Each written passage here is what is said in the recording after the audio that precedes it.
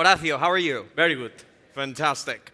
So you're the founder and CEO at Social Point. I am sure there's a lot of people in the audience who are users of Social Point, but maybe are not aware of Social Point. Could you tell us a little bit about Social Point? What do you do? What is the company about?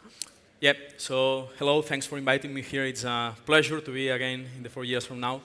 Social Point is a mobile gaming company. We were born here in Barcelona in 2008, and we had the dream to, with a really small team, be able to do one of the best games in the mobile space just when it was starting. And we are so proud today because we have done many successful games on these last 10 years. We have millions of people playing our games every day, and this is really something that we feel really proud.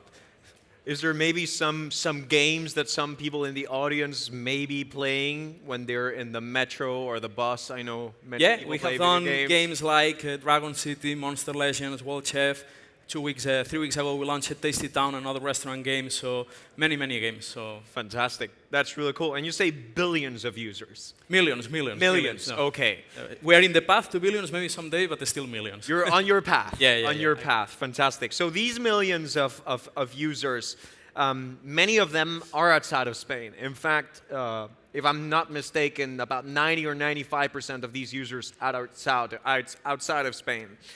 How do you keep an international focus being in Barcelona? So you're in this city, great ecosystem, maybe not the biggest city, and yet you're able to have a very international user base. How do you achieve that? So since the beginning, we always thought that if we wanted to be a really global company, our games should be played in all the languages and by everybody in the world. So we always thought about how we can make games that they can be appealing for everybody. We translate it to all the languages.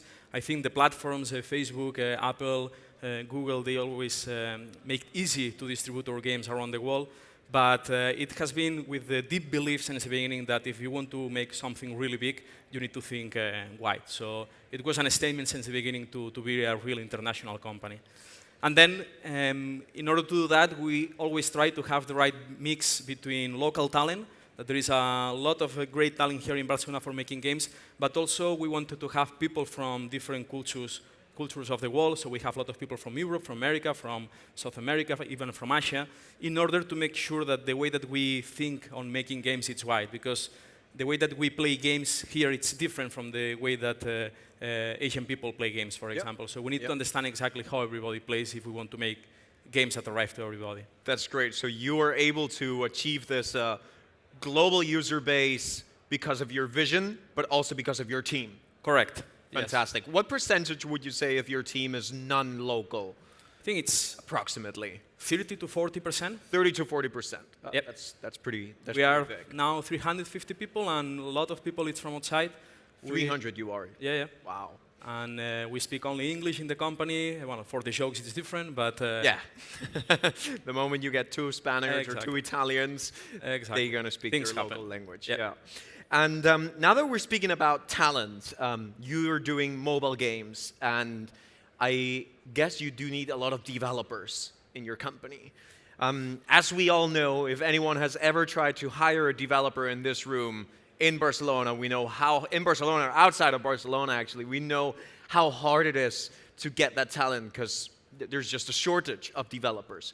How are you staying competitive to attract that talent? Because you need not just developers, really good developers. How are you solving that challenge, and how are you staying competitive to be attractive to developers? I think it's a mix of things. So first of all, we always try to find really passionate people about gaming, people that they really want to build amazing games.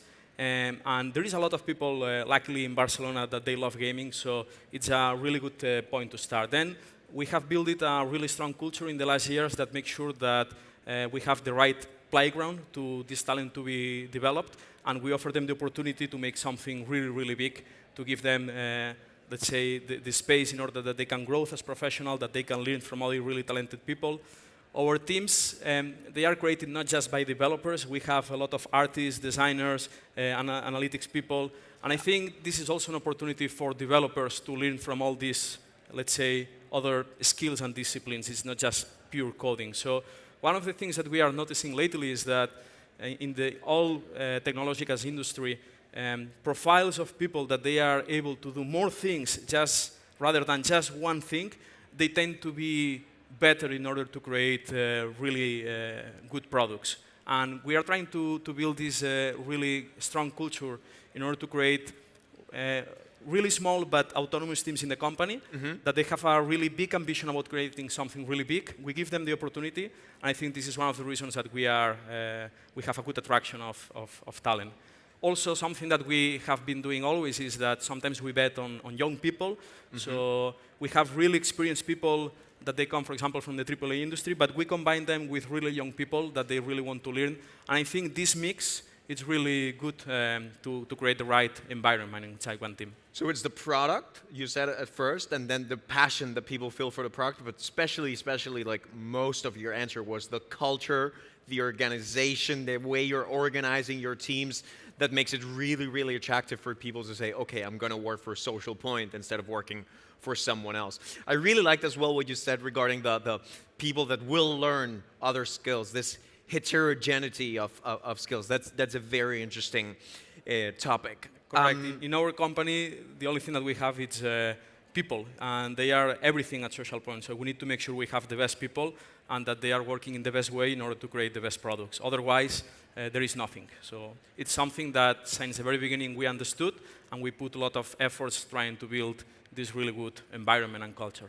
And that's from the beginning in 2008, correct? Yeah, at the beginning we were 3, so it was easy, but when we started to grow, we realized about that. 3 to 300. What I find really interesting is, I find nowadays people speak a lot about how important people is, but I have a feeling that in 2008, this wasn't as big as a topic as it is today. And it's quite visionary to have that core belief in people that we're all realizing today already in 2008 when you started. And you were 2 founders instead of 3. So you said there was 3 people, but you're 2 founders, correct? Yep.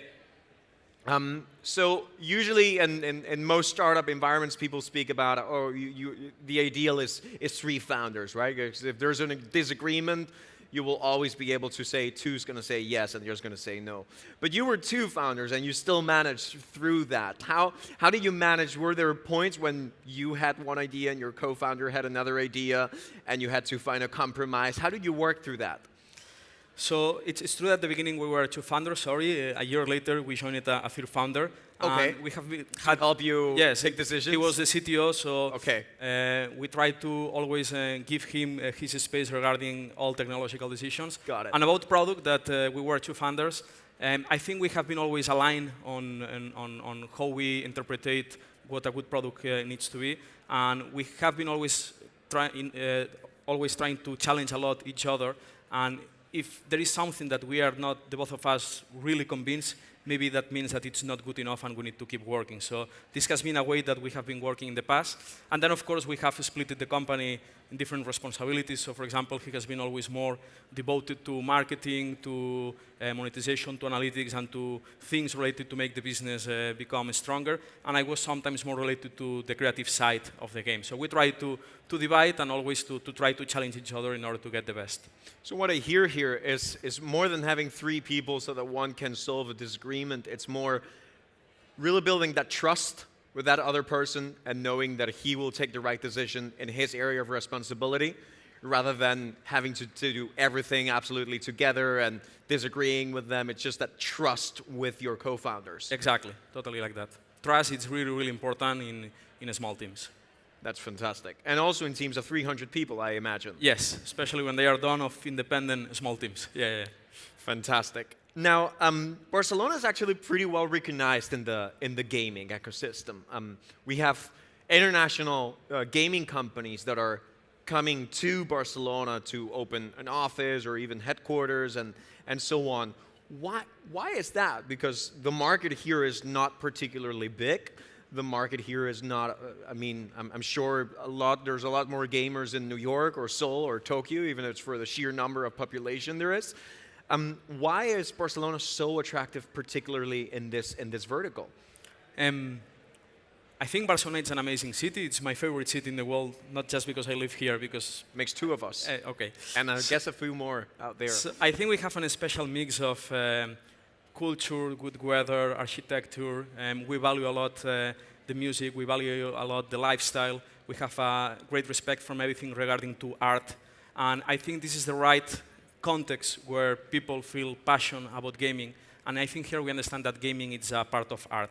And we take very, very seriously that, and that's why a lot of people has been moving towards working into gaming. But it's true what you said. When we started 10 years ago, there was just 3 medium companies in Barcelona, sorry, 2 medium companies in Barcelona, and like 3, 4 small ones.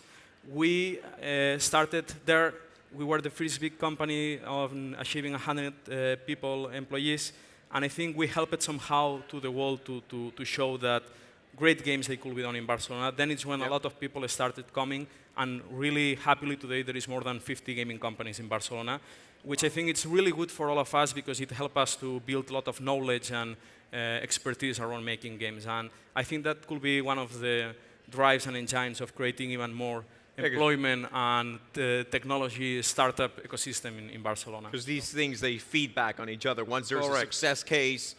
And more people from around the world, it's coming here because there is more and more great gaming companies to work. And I'm very happy about that. So that's really good for all of us. That's great. Let me, because I'm not sure if I fully understood. You used the word gaming as art in your response. I would really like to hear a little bit more about this. Could gaming be an eighth art or totally? It is. I think that's an interesting topic. It is. Gaming, it's probably the ultimate expression of art because it's the one which is more interactive. If you look, for example, at what Netflix is trying to innovate in latest TV shows, it's to make them more interactive. This already exists. Like Mirror. Exactly. It's gaming. Gaming is the biggest entertainment business today in the world and the one that is expected to grow more. And what people it's facing is that the way that users they connect with games, it is much deep and much intensive than the way that they connect to other pieces of art. And if you think about how a game is composed, it has visuals, it has sound, it has everything that other art has. So gaming is a way of humans creating art to connect with other humans. And this is so strong. So I totally believe on that, yes. That's amazing. Will we ever see gaming, for example, in a gallery? Or could you imagine that where you... It will happen, yes. It will happen. There is already some contemporary museums that they have a lot of gaming stuff, and it's going to be more and more, so yes. And may I ask, now we're in this, you speak a lot about how immersive the experience of gaming is. And of course, there's probably some startups out there working on the topic of VR, which probably gaming has a lot to say and a lot to benefit from it. What's your vision on that? What is your opinion on the impact of VR on gaming? How will it transform the industry? Regarding VR being successful in the short term in gaming, I'm a little bit more skeptic. More skeptical. Yeah, when I think about gaming, it's about offering experiences, especially really fun experiences, and allow people to connect with other people. If you look about how people consume mobile, it's more about watching the mobile like 20 times inside 1 hour or connecting to your mobile 100 times a day, more than, let's say, stay 2 hours immersed without looking more. So it's the way that we are behaving in that sense more. So I think VR is going to be very, very interesting for many applications, also for gaming, but it's going to be more slow the way that people consume VR, because when they consume it, they disconnect from everybody. And I think what most important mobile does is the possibility to connect with people. This is the type of games that we are mostly interested.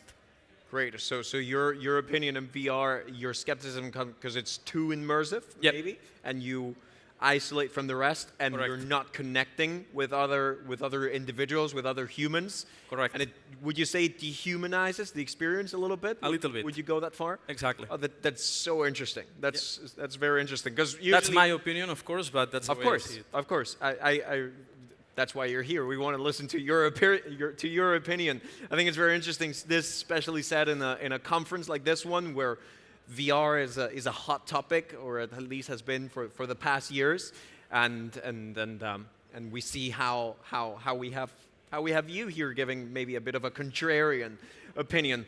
Sorry, I deviated a little No, bit no, from perfect. from some of the questions that I had prepared, but the gaming as art thing was really interesting. Let's go back to the ecosystem, to Barcelona. You started here in 2008, which is the year of the financial crisis when it really starts happening.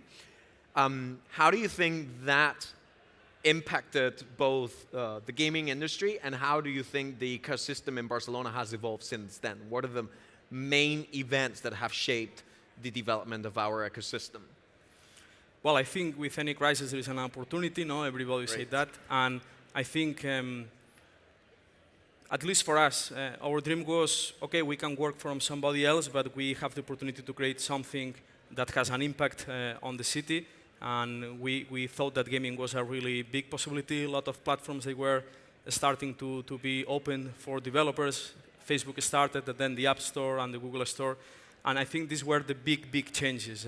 Regarding Barcelona, I think our story, as many other successful stories, shown the people, shown the entrepreneurs, shown the developers that big things could be done with small teams. Even if we didn't have the crazy fundraisings of American companies of 100 millions, just with $1 million you can do a lot. Even just with 100,000 euros, it's amazing what you can arrive to do. So I think our story, as long as with other many stories, pushed people to try to don't have the fear, even if they didn't have the necessary experience, to try. And I think the volume of startups in gaming and other technological areas that have been raised in Barcelona last 4 or 5 years has been amazing. So I think we're in a really good trend. Some people think on Barcelona like the Silicon Valley on Europe, and I hope one day we can say that as a truth by the number of successful companies we have here. Exactly, exactly. I really hope so. We need a lot of local heroes for that. So I'll be doing a lot of interviews when that's the time. Will happen, will happen. And so you grew Social Point. You started in 2008, you say, and if I'm not mistaken, 2 years ago you were acquired. Yep. Correct. Who was acquiring Social Point? So 2 years ago, Social Point was acquired by the industry leader Take-Two Interactive. Which is an American public company, the third biggest one in the world on PC and console. And it was a really good move for us because it helps us to even keep growing and thinking bigger about how to make even better games. So great. And how is life after an exit? I'm sure there's a lot of entrepreneurs out there who are looking forward to that moment. What has changed for better, for worse? In our case, professionally, nothing has changed because the way that they work, and that's the reason why we partner with them, is that they give us a lot of independence and autonomy to decide our own strategy, our own portfolio, our own games. So we keep doing the same, but now we are supported by a bigger company, and we can be even more ambitious than before. We can think more in the long term and how to make top 10 grossing games. Personally speaking, always this is a big accomplishment in your life, and it's true that it helped to have less stress, let's say, from a finance point of view, no? Yeah. But nothing changed in reality. So at the end, we keep working the same way, we keep living in the same place, so nothing has really changed. Do you think if the company acquiring you had been of a different nature, so they would have wanted to integrate you much more in their processes, their operations, then you may not have wanted to sell the company?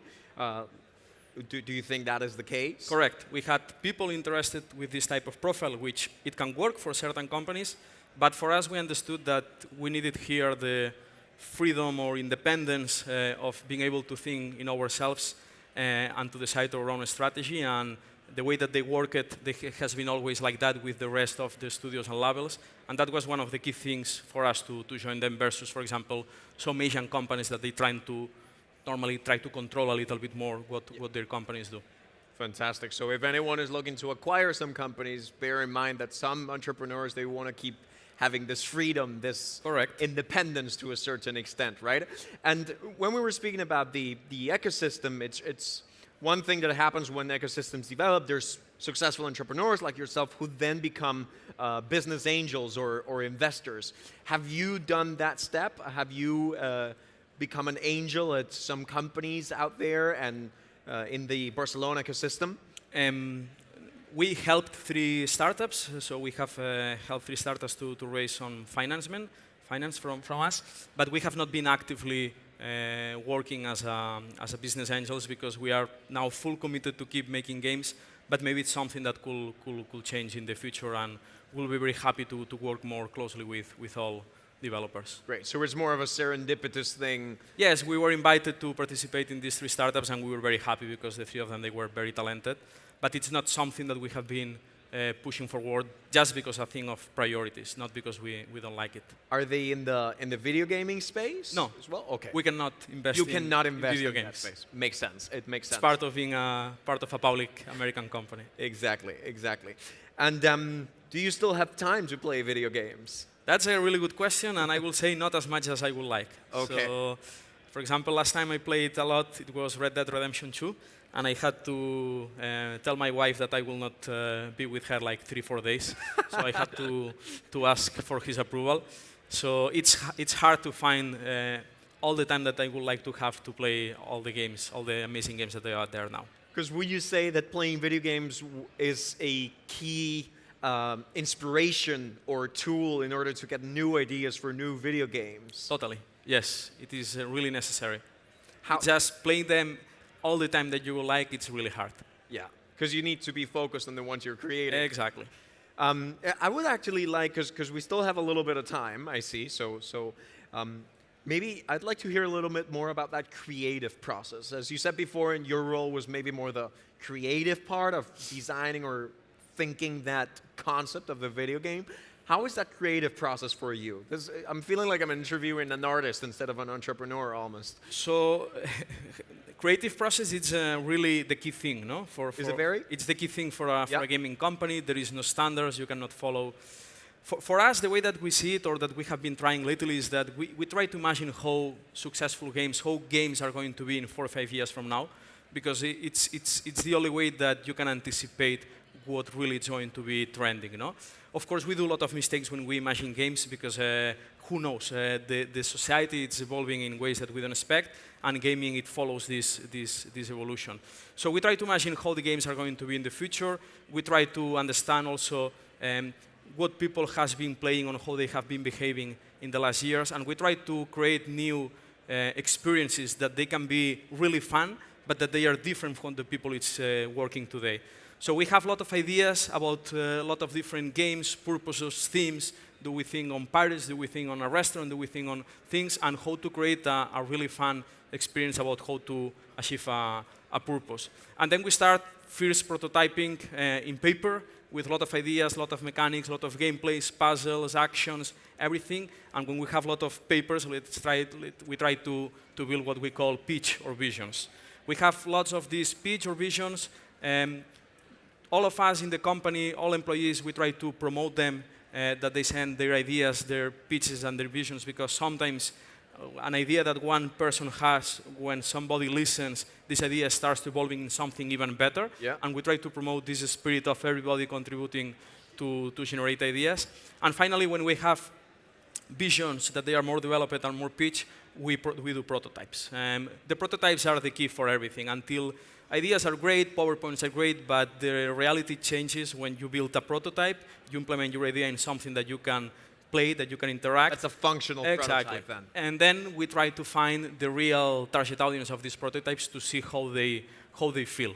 And it's a really fun moment when you get your prototype, which sometimes it's ugly, it's unfinished, but somehow it works. You give it to the people, they start playing, and you see the reactions in their face. The way that they smile, the way that they shout, the way that they speak, the way that they are frustrating, it's what you have to interpret to see if this game is good or bad. And do you have any way to measure that? Because you're speaking about quite soft things, how they laugh, how they look, how they smile. We don't have, let's say, exact quantitative ways to measure it. We know how to make the key questions to see which is their answers. But at the end, we need to try a lot, make a lot of prototypes. A lot of them, they are killed, they are failed. So it's a little bit frustrating sometimes working months to something that finally it's cancelled.